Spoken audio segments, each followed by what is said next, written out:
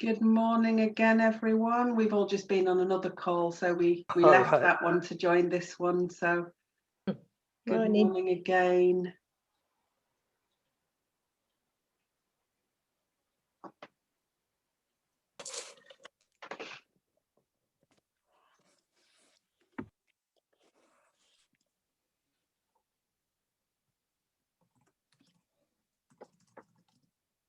Not quite got everybody yet.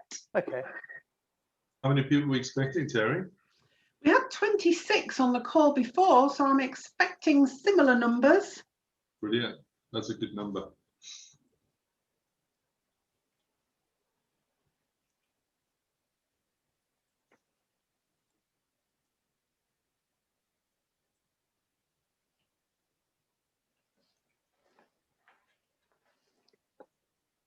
What are we up to? 22. Give it another minute or so, I think.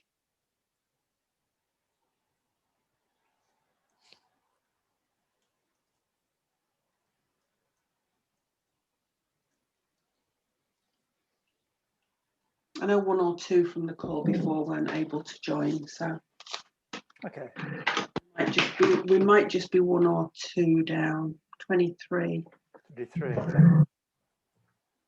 Hi. We're recording the session, Terry, so. Yeah, anybody not able to join. Okay, so we're a minute past, so I would suggest that we get going anyway. And as Francis says, we are recording the session, so we'll be able to have it as a resource for anybody who wasn't able to join us this morning. So lovely to see you all again. So I'm just very briefly going to tell you why we're all on this call this morning. We've had on our risk register for quite a while about cyber risk generally. And I think it's one of those things that we all kind of have in the back of our heads a little bit.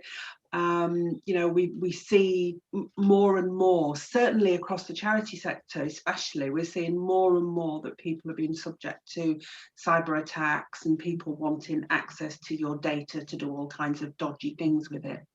So we thought that one of the things that we would do would just be to have this session this morning, as well as you'll have seen recently that we did a bit of a phishing exercise just to see how robust we were.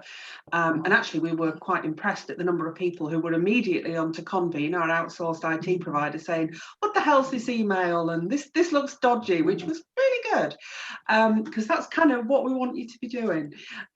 So I'll hand you over to Peter just to explain a little bit more, but just from our perspective, this is because as Age UK Lancashire, we recognise the risk of cyber attacks, and this is just an opportunity for everybody to upskill, be able to ask the questions that you then ask or don't know where to find the information from, just so that we are all more aware and hopefully can then pass that on to our teams and our customers. So that's it from me. Hope you enjoyed the session, and I'll hand you over to Peter.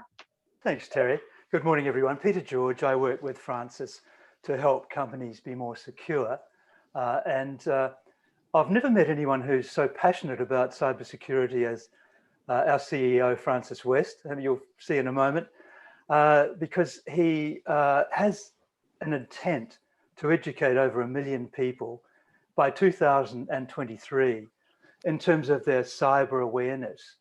So if you look on the web, you'll see Francis all over there with some wonderful content, which I encourage you to subscribe to give us all ideas. And we need to be constantly reminded of these threats from criminals. So what we'd like to take away today are two things. One is obviously a heightened awareness of cybersecurity for you personally, your family, and also Age UK. And the second thing, please take some actionable things that you can do today from the end of the webinar to actually make yourselves more secure and your family more secure and Age UK more secure. Over to you, Francis. Good morning, everybody, and thank you very, very much for the opportunity for me to come and get closer to my mission. If I tell you that last year I did 6 You muted me, Peter, but that's okay. Sorry. I bet people not that good at lip reading. But yeah, so I did 67 presentations on cybersecurity, and you'll see why. To give you a little bit of background, I've been in IT or providing IT services for small businesses around the world, mainly in the UK for the last 30 years. But in the last 3 years, I can only describe as what I've seen as a tsunami of cyber attacks on especially smaller businesses. The big companies get done all the time, but the small businesses are especially vulnerable.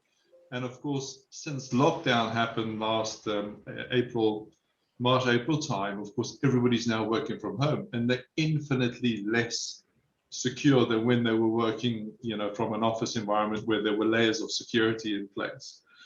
So I work with banks, I work with Hertfordshire, Bedfordshire, and Metropolitan cyber teams. I sit on a security panel with Peter as well, where we have representatives of MI5, the Home Office, and the guy who chairs it is, I can't remember his name now. Peter, do you remember his name? Roy.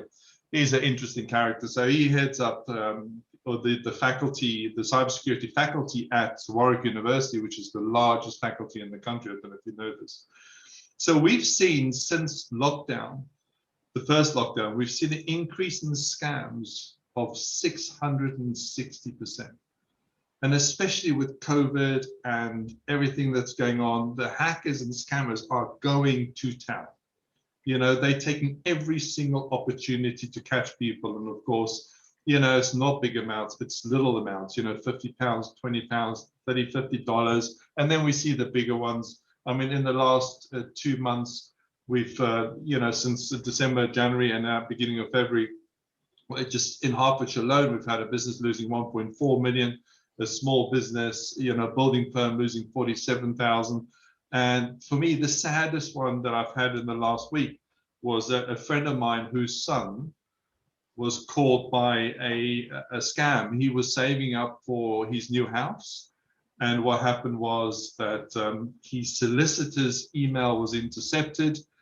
The hackers changed the bank details, ended up into the son's email, and the son paid just over £40,000 deposit and lost the lot.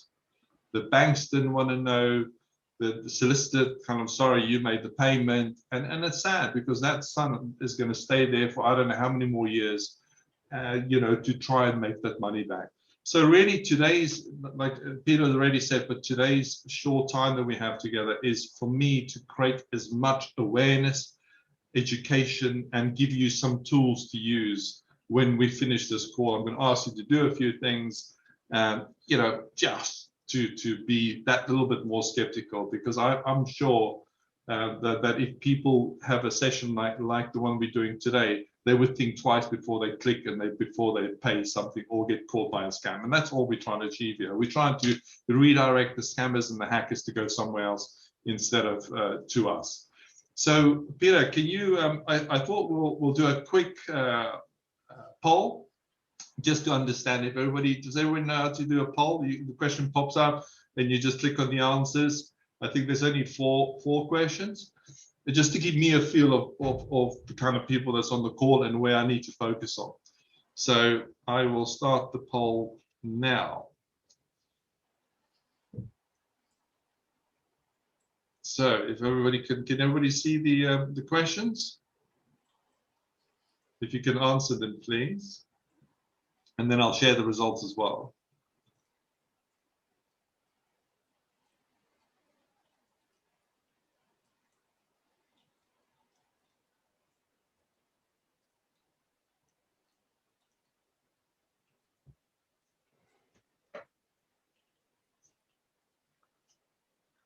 Interesting.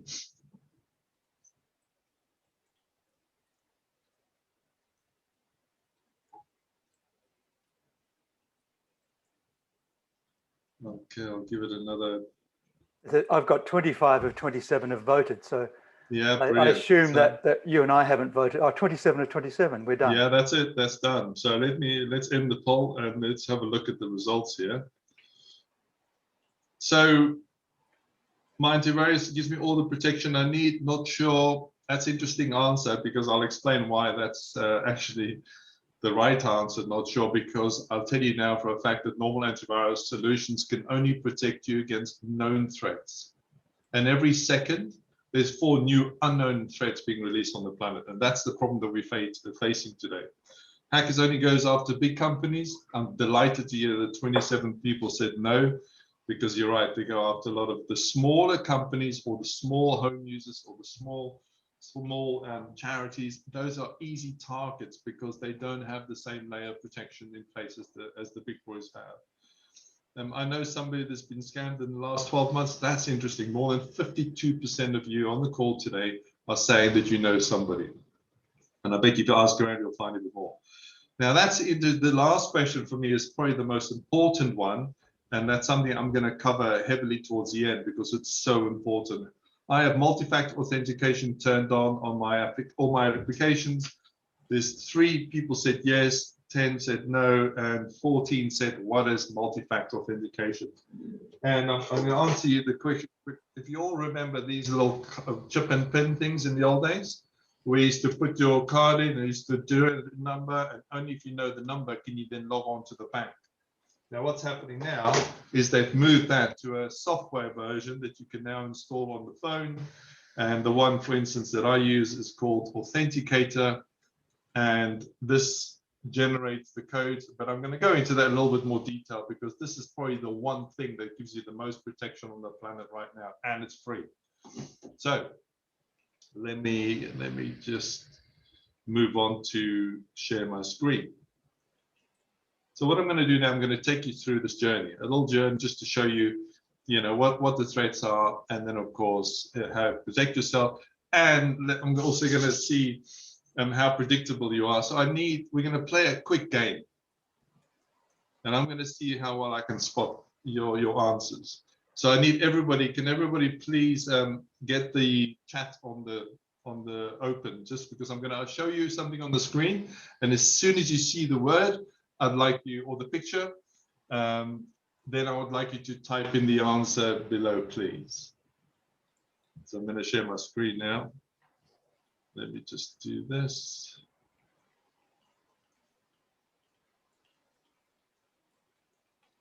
Give me a second.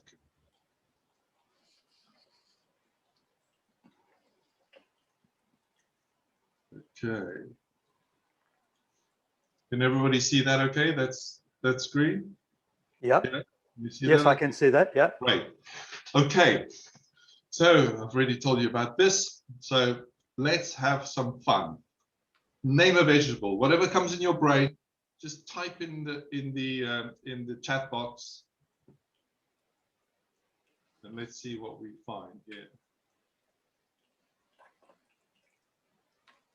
So 14 people have answered so far.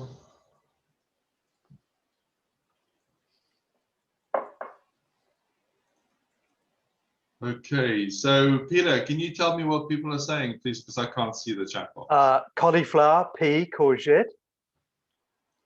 What else have we got? Carrot, turnip,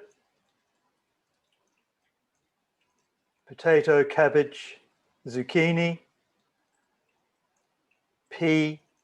That's about it. Well, I'm impressed. I have to Good tell ones you. there.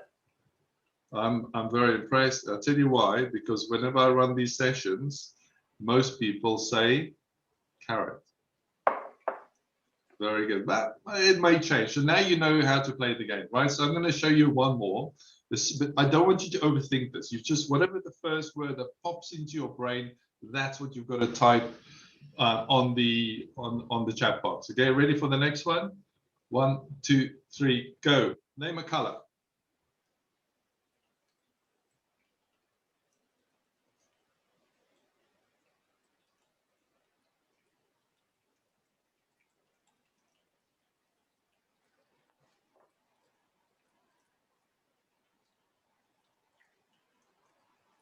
Okay, I can see the chat box now. Okay, that's good. Okay, do you want to read some of the answers, please? Yes, I'm just scrolling down. Okay, we've got red, Yeah. red, blue, blue, blue, red, red, red again, blue, blue, blue, red, pink, blue, red, purple, purple, green, green, purple, blue, blue, red, blue, red, red, mainly that's it. So how many people said blue? I'm looking at faces. I would say at least, thank you for being honest, Claire. There's at least 50% of people that goes blue. And I'll explain why this is important in a minute. So you see, we've gone from very little predictability to 50%. All right, you ready? This is the last one. So whatever first thing that comes in your brain, just type it in the chat. Okay, ready? 1, 2, 3, go. Name a flower.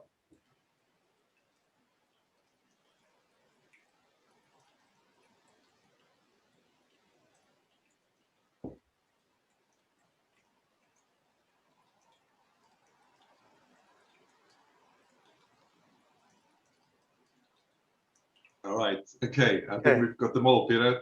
Yeah. Rose, rose, daisy, daffodil, daisy, rose, rose, peony, daisy, tulip, daisy, daisy, daisy, daisy, sunflower, pansy, daffodil, rose, rose, daffodil, daffodil, orchid, rose, poppy, tulip, tulip.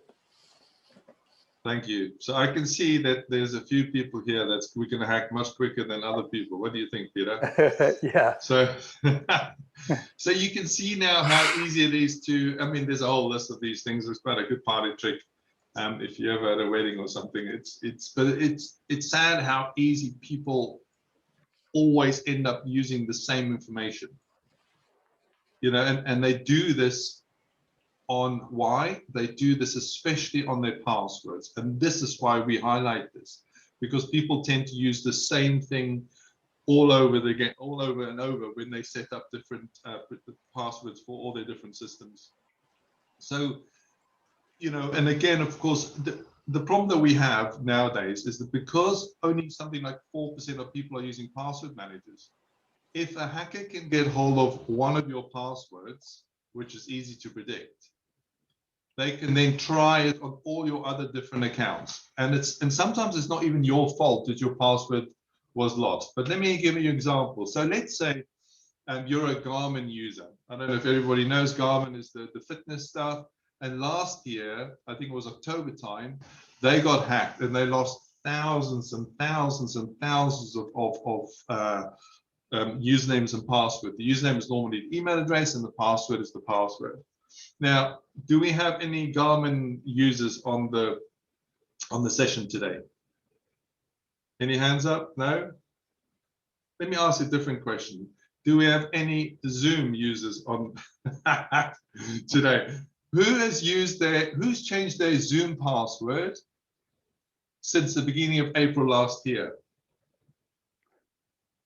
Claire has, Sharon, anybody else? Very few people. Now, if I tell you that at the beginning of April last year, Zoom lost 500,000 records.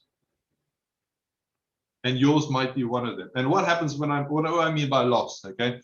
It means that it ends up on the dark web. I don't know if you know what the dark web is. The dark web is where we can buy child porn, AK-47s, any choice of drug, and we can have it delivered to your house this afternoon.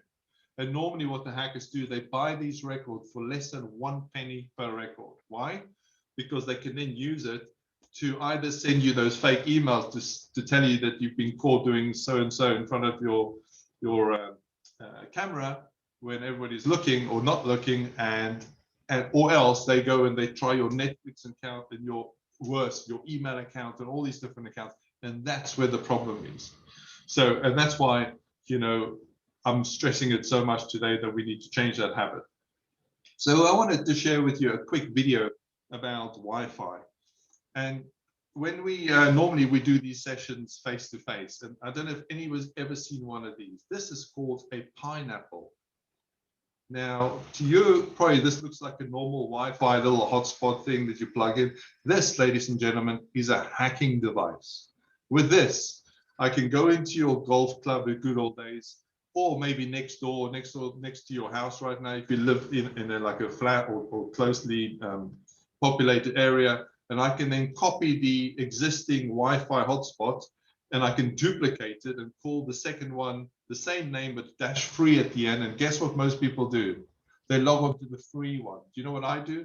I redirect the information or the traffic of that connection, and I send it to the real site, which means from that second onwards, I can copy every single keystroke that you're typing whilst you're on Wi-Fi. These things are, I bought this from Amazon, it was £168. And believe me, I purely do this for demonstration purposes, I promise. I'm known as a white hat hacker. I do it for demonstration. If I was a black hat hacker, I wouldn't be doing this stuff today with you. I'll be sitting in a very sunny country right there. So I want to just share with you a video. Like I said, we work very closely with NCSC, the National Cyber Security System, and they make so many great videos. So I want to share this video with you just to get this point across about connectivity and working on Wi-Fi. Can you hear it okay? Yeah, it's fine.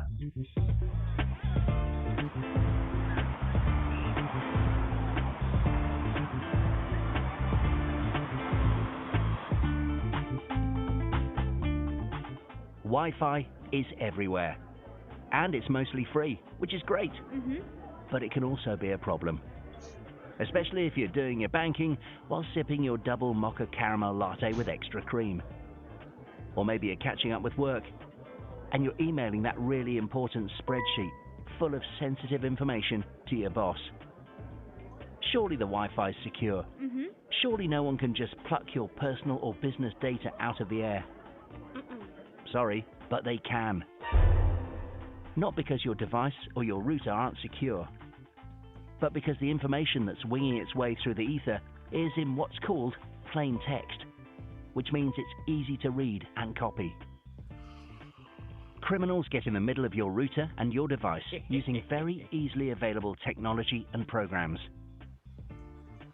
Some criminals set up fake Wi-Fi hotspots that pretend to be owned by a cafe or a restaurant, or anywhere you happen to be using your device. When your device connects to the web, it often shares passwords and data automatically, and the criminals can scoop that up and use it themselves. You can protect yourself while you're roaming from hotspot to hotspot.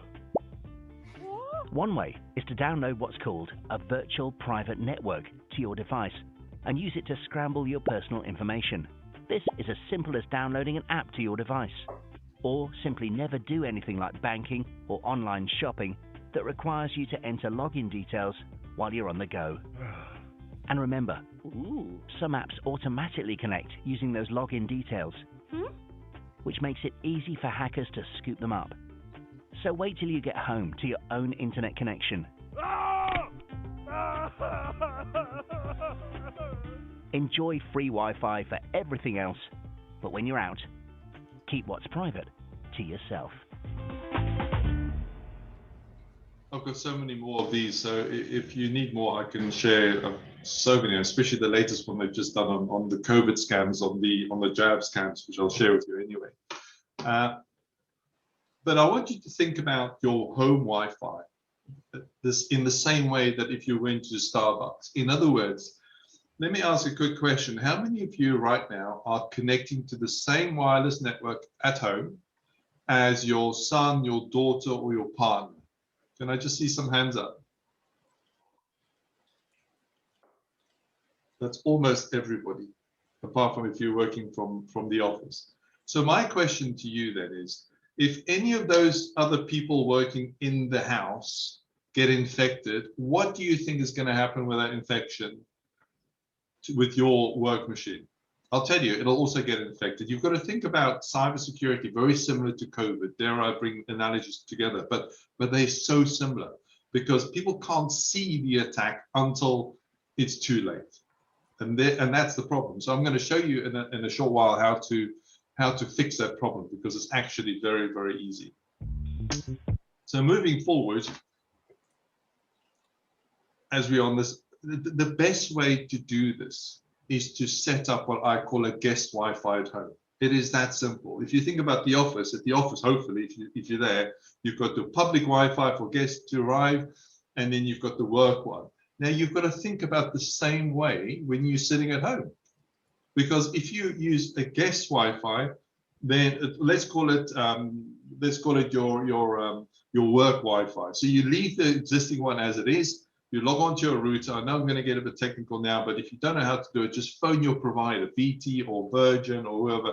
I promise you, it's going to take you longer to wait on the phone call with it than to set this up. So when you finally get through, say to him that you had this mad South African on the phone, and he said I needed a guest Wi-Fi set up for my work-related equipment. In other words, your PC and also your mobile devices. Why? Because the moment you then disconnect from your existing Wi-Fi and you reconnect to the main Wi-Fi, sorry, the new one, the new guest one, or the work one you just set up, you are self-isolating your devices from the other users at home, which is exactly what you want. Why? Because you can't get an infection jumping from one Wi-Fi network to another, even though they're coming from the same internet router. Not possible. And that's how you do it. It is that simple. Now I'm going to show you some stuff which is a little bit alarming, but this is the way it is. And that is, why should you care about, your Wi-Fi and default passwords? I'll tell you a quick story. This friend of mine not last year, the year before, the good old days. Remember when we were able to fly? And he went to his mom's house because he ran out of printer ink and he couldn't print, and he was meant to print out 2 tickets to go to Malta.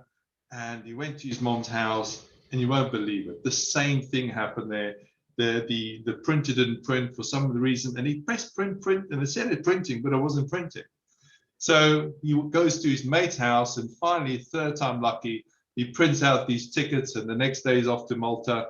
But that next morning, Maria, I always call her Maria to protect the innocents.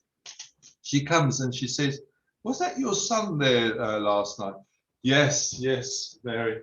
You won't believe it. He was so annoyed because he's trying to print his tickets and it didn't print, and he's off. And anyway, he managed to get it done. She said, "Here are his tickets." So think about this for a second. So what happened there was he, by mistake, printed to his mom's neighbor's printer. Now, if I tell you, if I can print to your printer, I can hack into your entire network at home from outside. So that's why, for me, again, this is the next top thing I want you to all do. I want you to make a list of everything that's currently connected to the internet at home. That could be your printer, it could be your lovely new smart TV that's sitting on there, your Amazon Alexas, your RoboVac, I've got one, vacuum cleaner, and you name it. There's so many devices that connect. And then I want you to go through and see which ones are still sitting at the default password. And why? Let me show you this. You can't make this stuff up. There is a website called showdown.io. And if you don't believe me, go and register a free account. What this site does, every night, it goes around the world and finds all these unsecured devices where people didn't change the default username and password, either admin password or admin no password, and lists it here publicly for everybody to see. I've been into baby alarms, CCTV, industrial control systems, webcams. It's all sitting here. This is not even in the dark web. This is public web stuff. So if you don't like being watched, or your smart TV, if you see the light go on, it's because you never change the default passwords. And I've got so many case studies where people's systems have been, or they've just been watched, And especially, okay, maybe older people don't care, but younger people, this is very important. So please, my question to you today is to go and make a list. And the same goes for the office, of course, if you have one. But go through every single device that's currently connected to the internet and make sure you've changed the default password to avoid yourself being listed on a site like this. So let me just go back to the other thing. Just sticking with passwords for a moment, which I think is such an important thing. Most people, like I said, sadly are using the same password for everything. And then they wonder why they get hacked. So what I'd like to do is I'm going to teach you how to make the most secure password on the planet that's really easy to remember, but it's very difficult for hackers to crack. I need a volunteer, please.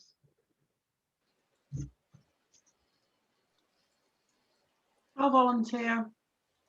Terry, you volunteer? Thank you. So, Terry, I want you to look around the room and I want you to find 4 objects that are not related. Make them short words. It's easier to type for me. But just look around the world and just see, and it lists 4 words. Okay, hang on. Yeah, okay. You can just read them out to me so I can write them down on my piece of paper. Photo. Photo. Rail. Rail. Flip. See, what was that last one? Flip. Oh, flip. What's a flip? It's short for flip chart. Okay, interesting. All right. I'm learning. And curtain. Curtain. Now watch this, ladies and gentlemen. Now, I don't know about you. So how do people crack passwords? I tell you, it's so easy. So what I do is, if you want to learn how to do it, go onto YouTube, type in how do I crack passwords, and you've got thousands of videos that will take you through step by step. But the easy way of doing it is you download what we call a brute force attacker. It's a piece of software you download, you put it on your PC or Mac, you point it to the account you want to crack, you press a button and then wait. That's how easy it is to crack passwords. Now, and I'm going to share this site with you in a minute, just so that you can put in an existing password. You can change it a bit if you're concerned, because this site doesn't remember passwords. Even if it did, it wouldn't know which password to check of yours. But watch this now. So if we type in the word photo, it will be cracked instantly using a password cracker. And this is why a lot of people use 1 word or 2 words. You know, if you asked me a few years ago, you know, what's the best password? I've said it's 13 characters long, uppercase, lowercase. I was lying. Watch this. So we've got photo. The next one's going to be rail. So by adding just the second word, we've already gone from 0 time to crack a password to 2 minutes. So now we're going to go add a third word. Now we're up to 1 year to crack. So let's add the last word, the 4th word, curtain. Now, I don't know about you, but 15 billion years is a long time to crack a password. But now you're going to say to me, well, some sites need uppercase, lowercase. Watch this. So what we do is we simply, I suggest, make the last character of the word a capital. So we go photo with a capital O. We go rail with a capital L. Now remember, it was 19 minutes. We've just jumped to 19 hours by just adding a capital. And now we're going to do FLI capital P. So just by adding the capital on the last letter, we're now sitting at 16,000 years. And if we now add curtain with a capital N, we're now sitting at 16 quadrillion years. I don't know about you. I'm going to be long dead by then. I don't even know what quadrillion is. So exactly, it's a big number, Terry. It's a big number. So really, I've just shown you a way to make it really easy to remember, because people remember words, so they remember pictures, but they don't remember words. So, for instance, if you wanted to set up your Sky password, you know, I'm going to come back to that, but I would rather recommend a password manager because I'm lazy, because a password manager does it all for me. But if you have to do a manual password, just sit in the lounge and look at 4 things that you'll remember, and that's your password. You know, and as simple as that. And it's almost impossible to crack. So I hope that's useful. I want to show you something else as well, something I was meant to show you earlier. This, ladies and gentlemen, is a live attack map. These are cyber attacks that's happening as you and I are busy talking today.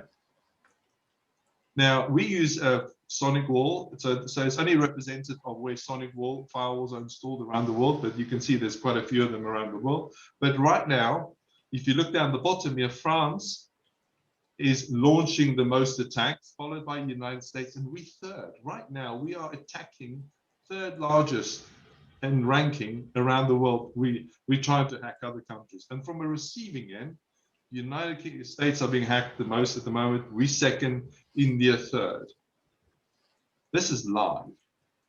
And if you click down the bottom here, It tells you the types of hacks. Look at this, ransomware, which I'm going to show you in a minute, is up 255%. You know, Internet of Things is up. I mean, it's just crypto jacking. So many people spending a lot of money on crypto. It's going ballistic. And that's why I was so glad when Age UK with Terry decided to take this seriously, because this is a battle we're not going to win. I can tell you that for sure. But what we can do is we can put multi-layers and things in place to make our risk a lot less. That's it. So let me go back to my presentation, and then I'll show you the other stuff.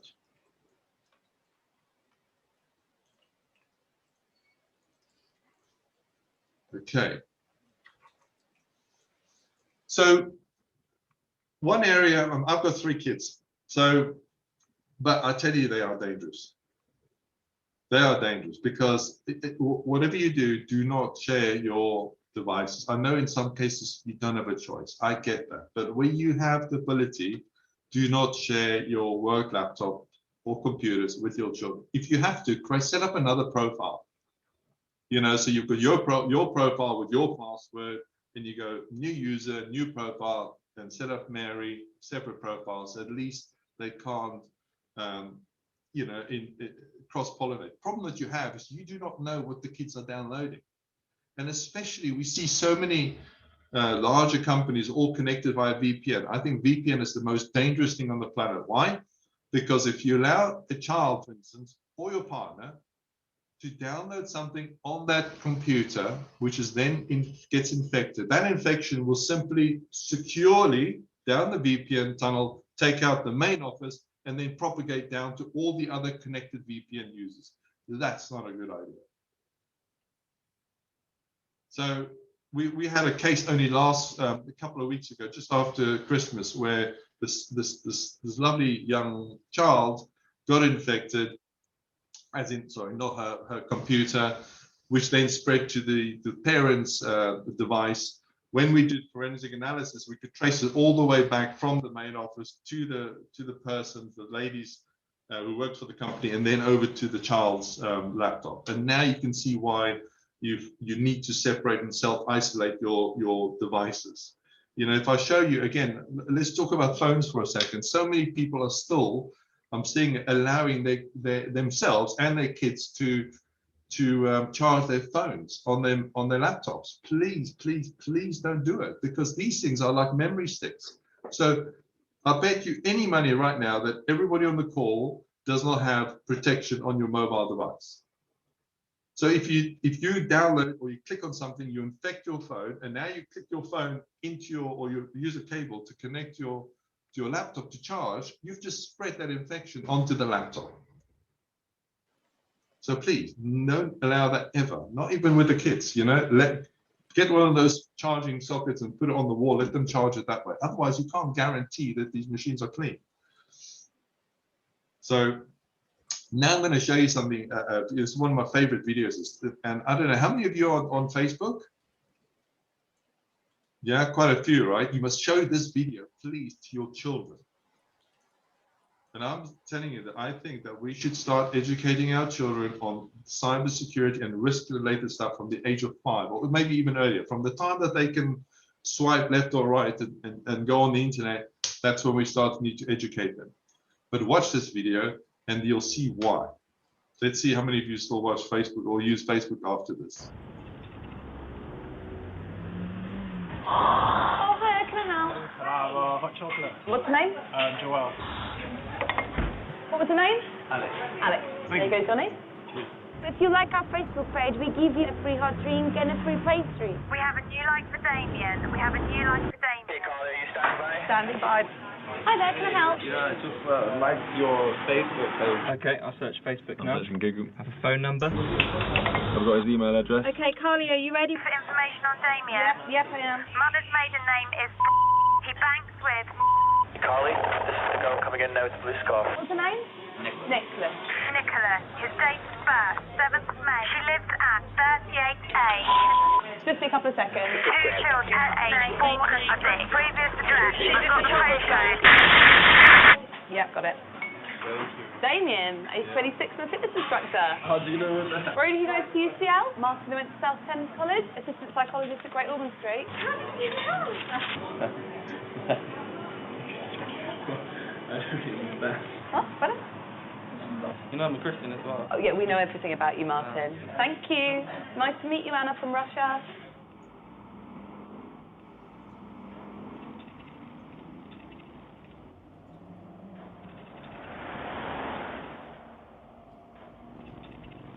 Watch this lady at the end. You won't believe what she did with that cup of coffee. Straight in the bin. You know, and then people wonder why they get hacked. I'll tell you why, because they give everything that a hacker or scammer needs straight online. So my point here is, do not put anything on LinkedIn, Twitter, Facebook, any of the social media that a hacker or scammer can't use to find out who you are. Because the other day, the lady posted a thing about her, you know, she having a happy birthday, was in November. And I did a post on LinkedIn. I post every day on LinkedIn just to create awareness and to help people, to educate them. That's why I put my link there earlier. But from that single post, if you think about it, that she's 54, I think she was, you know, I could then see everything about her, about where she likes to go to holiday, how many kids she had. I mean, everything you possibly need to create a very good scam or hack onto that family. So please just think about it twice. And again, that's why please show this stuff to the kids, because I have this fight with my kids all the time. And considering I'm in the game, they just still don't believe it. They just think nothing will ever happen to them. So we spoke about Zoom, you know, so if I can urge you, when you finish, I think somebody posted, he didn't know that he had a Zoom account. So, you know, a lot of people are using Zoom. And I mean, when we sit on the security panel with Peter, we don't, this is with the government, we don't touch Zoom. We only use Microsoft Teams. So it's just that most people use Teams, but please go into your Zoom account, make sure you've changed your password, number one. Number two, set up multi-factor authentication. I'm going to say that a few times, because that adds a third layer of security onto any of your accounts. And I'm talking about, you know, people phone me and they're crying on the phone. They say, oh, my LinkedIn account was hacked and my Facebook and my this and my that. And I said, so tell me, how many pieces of information do I need to get into your account? They say, 2, my username, my email address and my password. I said, exactly. So all I need to do is I'll send you an email. You'll click on one link. And now what I've done is I've put a keylogger. A keylogger is a piece of software that records every keystroke onto your PC or Mac. And the very next time you log on to your account, I've now got your details to log on. And then in my own time, I will now log on to your account. I'll build a portfolio and I'll use it the way I see fit as a scammer or hacker. So, and that's why, again, using the same password on more than one account should never, ever, ever, ever be an option. I hope you get that point now, because it's just so important. Because at least if one account gets compromised, all your other accounts won't get compromised at the same time. So people always ask me this question. So Francis, how do you get hacked? Okay, and I'm like, okay, let me show you a video, because a couple of years ago, this guy Chris, he's very well-known guy in the cybersecurity world. And he went to the World Hacking Competition and he challenged these guys, you know, the social engineer, the guy on the right, to say, you know, I think I'm pretty good and I'm well protected, so try and hack me. Watch this. So what were the first things you did? How did you start hacking me? I quickly found your Squarespace blog and had an idea. Basically what I did was created a bogus Squarespace site and sent an email to you, a fish asking you to go to this website, run the certificate installer. And I did it, because I'm an idiot. So once you ran that, it gave me access to your computer, and I created several fake pop-ups that looked like system pop-ups that would ask you for your credentials. You didn't even have to have my passwords. No, you gave them to me. I gave them to you. Yeah. So I stole your 1Password keychain. And 1Password is where I store all my other passwords. So effectively by... And your social security number and your Amex stuff and all your stock trading and bank information. I can send email to everyone in this room as you I am you right now if I want it to be. If my evilness is working correctly, it should actually be taking pictures of your desktop and pictures through your webcam every 2 minutes. And I have been watching you for about 2 days now.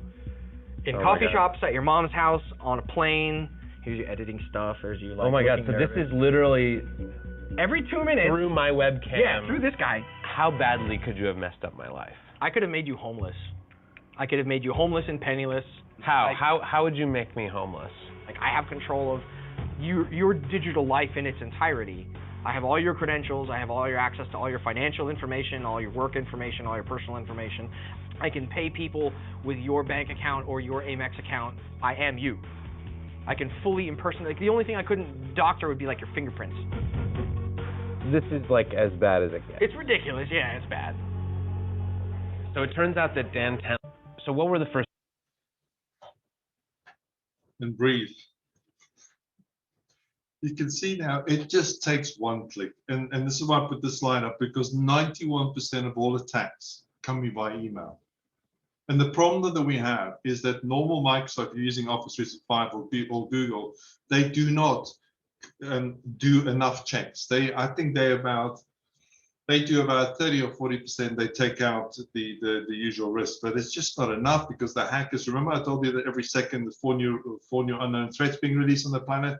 So the hackers are constantly making changes, almost like, again, the virus mutating like every second. And therefore, so many of these emails are getting through, and that's when you click on that one link that then takes out, the rest of the network. So please think twice. And again, if you're thinking about emails, if you're not sure, press Shift Delete. Shift Delete deletes it permanently. If you just press Delete, it goes into your deleted items folder. And one day is one day. If you're not good at housekeeping, you might go back and forgotten what this is. Click on that link, and that's it. Your machine is infected again. So I know Macs will work differently, but that's what I'm going to show you some other stuff in a minute as well that we can do. So I don't put that up there for fun. There's only 3 kinds of people on this planet. Those have been hacked, those are going to be hacked, and those have been hacked who do not know they've been hacked. That's it, only 3. So that's why we do what we do here, so that hopefully we keep you into that group that is never going to be hacked. So really, I mean, I've covered some of these points already, but I've put some stars on. But let me share with you a few things that absolutely is a must. We've spoken about setting up the guest Wi-Fi. It should be done by, what's today, Monday. So if you've got time this evening, go and do it, because it's the only way to isolate your work devices from the rest of the network. Set up multi-factor authentication. Now, if you don't know how to do it, there are thousands of videos out there on how to do it, but it's really I'm going to give you the short version. It's as simple as downloading an app called Microsoft Authenticator. It's a little blue one with a white lock on it. Once you've installed it, let's say you go onto LinkedIn, you go onto the security, you go into your user information, go to security. It'll say turn on multi-factor authentication. It'll ask you for to scan a QR code. Once you scan the QR code, it'll then start generating a 30-digit number. Now that 30-digit number only lasts for, a 6-digit number. It will only last for 30 seconds. And then it changes. So you can see, look, I've got 30 of my accounts set up with multi-factor authentication. I will not touch anything unless it's protected that way. Why? I don't like people looking at my stuff without my knowledge or hacking into my systems. It's just not an option.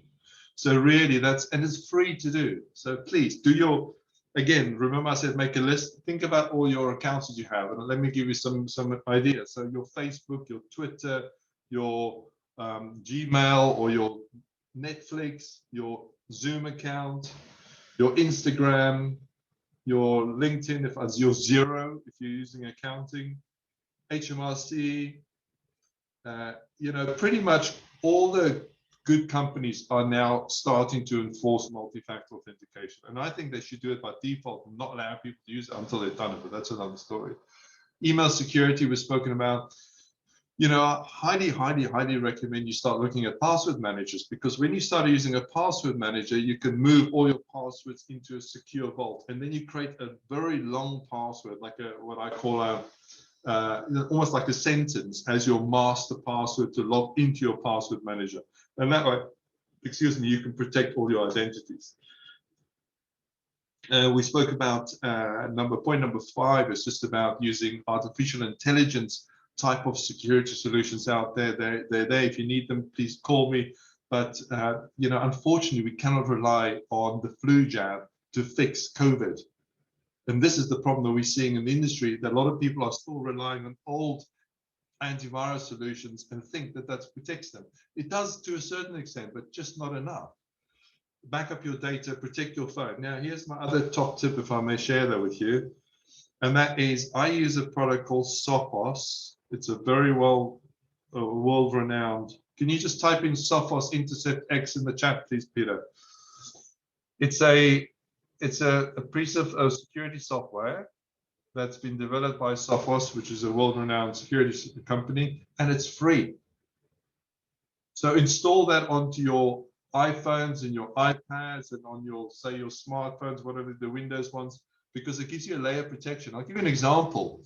What happened, you know, the girl last January when I went into London for a meeting, all of a sudden my phone popped up and said, hey, somebody's trying to hack into your phone. Do you want to allow or at least access your phone? Of course, I was saying no. But that alert came from Sophos, not from my iPhone. So my point that I'm making to you is, at the moment, you have zero protection on your mobile devices until you install a piece of software that will give you that level of protection, and it's free. And that's why I don't know how long it's going to stay free for.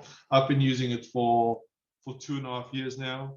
All my family use it, all my clients use it. So please use it, install it. It takes seconds to install.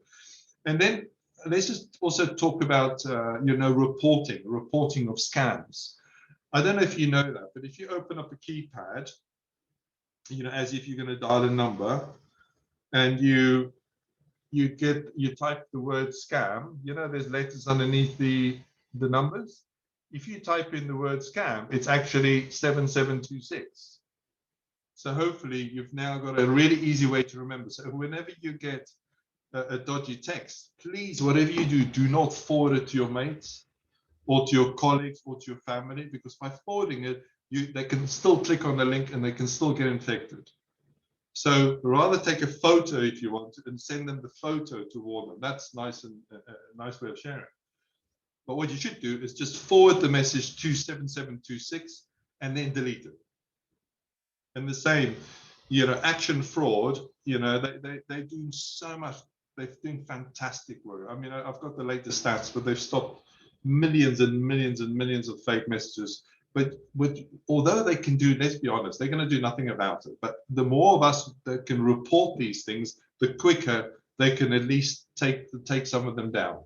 And that's it. So it's a team effort. So there's the phone number. You can either phone them. You know, this stuff should be printed out and put somewhere that everybody can reach. Dare I say, even on the fridge. You know, to make it really easy for your partner, your kids to be able to react when something happens.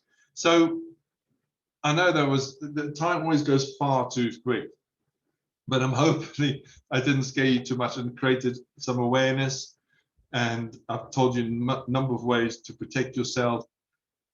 So I'm open to any questions. Everybody's stunned in silence.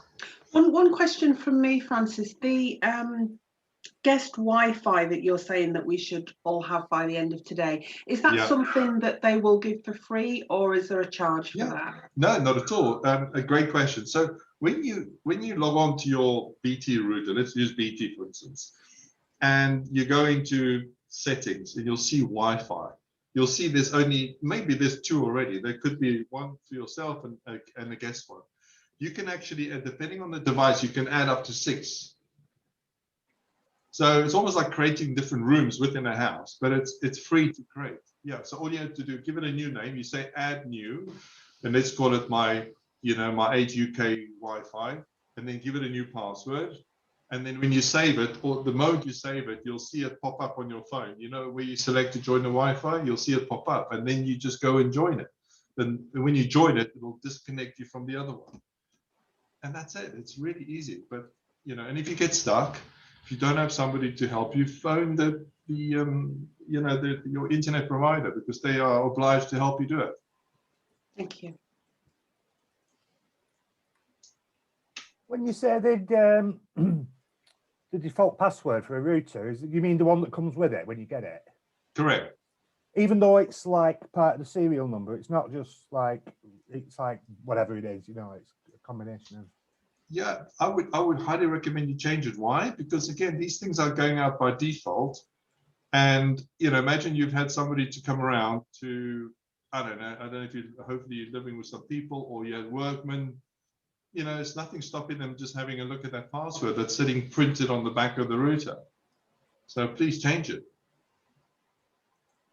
And is being hardwired into a router is safer than using Wi-Fi, is it? Say that one more time. Being hardwired into your router with a lead is safer than using over Wi-Fi? 100% yes. I mean, the thing is, if you think about Wi-Fi, it's you broadcasting it, all your packets of information as it travels through the air. It's anybody can see it. We've now teamed up actually with a company in what's the place called? Oh, this is going in my head now. Oh, it's just gone. But a company that allows us to kind of kill all the other Wi-Fi connections around you. I mean, especially if you live in a built-up area, you'll see so many Wi-Fi connections, and all the data is flying around in clear text. But you just can't see it. So I know I'm still sharing my screen. Another thing I really wanted to share with people is, has anybody ever come across this website, haveibeenpawned.com? No, this is such an important site, and I'll tell you why. If you go to this site and you type in your email address, you will be shown how many times your email address has been compromised and by whom. And I need a volunteer, if I may, because this stuff you'll see is, and I want you to do this also with your children, because a lot of times you won't even know that your email account has been compromised, and therefore you've done nothing about it, which means, especially if you're like most humans, and I was one of them, using the same password for everybody, it's now been lost and compromised. So does anybody want to volunteer, and I'll show you? Yeah, I'll give you mine. What is it, Terry? So I'm assuming we're not using a work one. No, just do a private one. It's fine. It's not going to show anything that's going to. Yeah, no, it's fine. Yeah. I'll spell it out for you. TERIS. Yeah. 68. Yeah. At AOL.com. AOL. Just so that people can see what this means. This is such a good site. Now, I've got brilliant news for you, Terry. Your email account has never been compromised.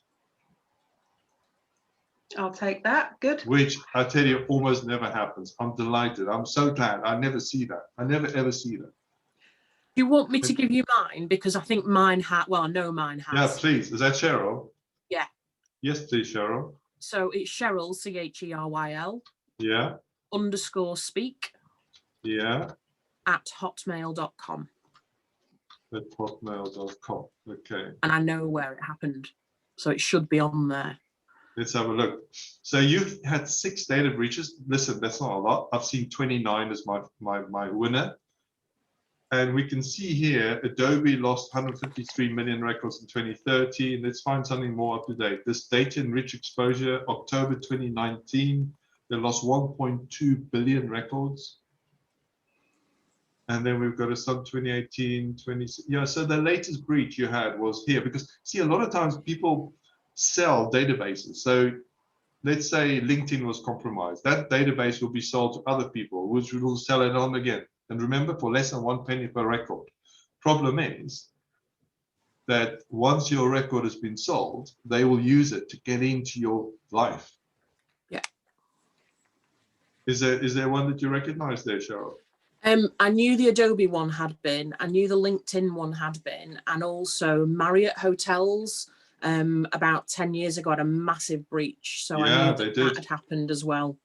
Or like So yeah, EasyJet. I'm aware of that. But Yeah. I've changed my password. I've changed all those passwords since then. Brilliant. But I was aware of the Brilliant. ones that had happened. Exactly. So, and like, if you use this site, I'll put these in the chat in a second. If you use these kind of sites, you know, it'll show you what good passwords. But like I said, please, I mean, we recommend for all our clients we use Keeper. It's just award-winning as far as I'm concerned, and it's enterprise. So not only does Keeper do all your passwords for you, it also it monitors the dark web. So the moment any of your passwords become compromised, if using the enterprise version, which is normally what we provide, then it will alert you, say, hey, you know, your Netflix was got compromised last night, you need to go and change it. So for me, this is all about awareness. You know, as long as you have the right, if you just put these few little things in place, you are making it infinitely harder for hackers and scammers to get into your life. It just takes a little bit of time. So my question to you is, you know, what are you going to do? What are you going to do before Friday? Because I don't want to tell you a story.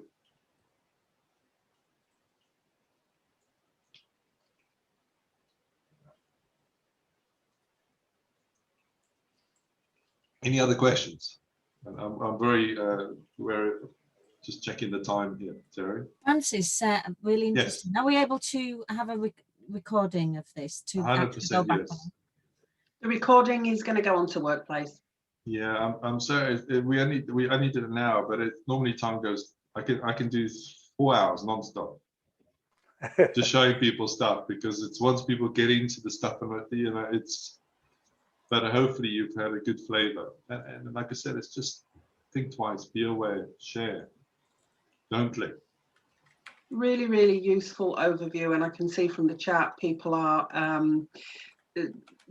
appropriately scared, I think, by what they've been shown today. So thank you so much. That was a really, really useful overview. I think that's just got our juices flowing, and really just highlighted to all of us where some of the risks are, but also some really practical things that I'm sure we're all going to be scuttling away to go and do now, including checking our emails on that website, but also things like the how secure is my password. That's really, really useful. Yeah. So thank you. That was a really, really good session. I think, if I'm honest, I bet when I told people that we were going to do something on data security, they probably yawned a bit and weren't really looking forward to it.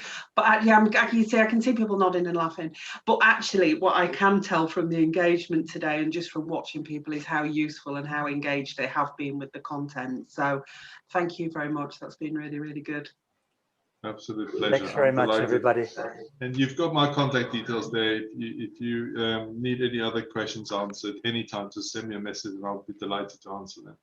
And Terry, somebody asked for some of those websites, and I'll send that to you for distribution.